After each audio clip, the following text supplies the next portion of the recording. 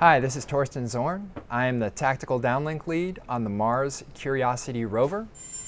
Earlier this week, we had a major success when we deployed the arm for the first time on Mars.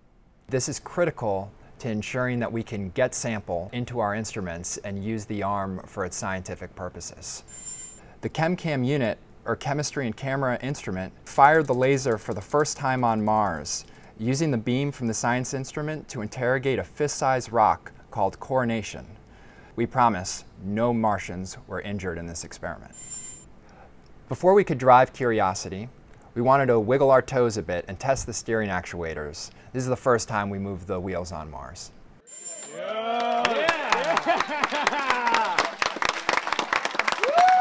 We hit a major milestone on Mars.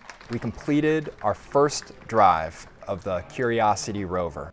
We drove approximately 3 meters forward and performed two 60-degree rotations in the clockwise direction with imaging in between. We then drove backwards just under 3 meters in order to test the wheels in the opposite direction. This put us in a great configuration to make observations of the scours left by the descent stage engines. We've got a very interesting science experiment coming up here on Mars. We are turning on the sample analysis at Mars instrument for the first time to do an atmospheric experiment.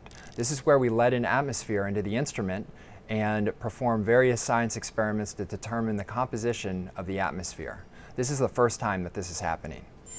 Within days, we will start our journey to our first chosen destination on Mars, Glenelg. We hope to obtain our first drilled rock sample on Mars at this location.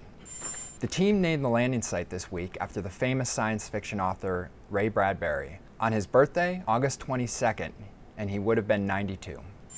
This has been your Curiosity Rover Report. Check back for further updates.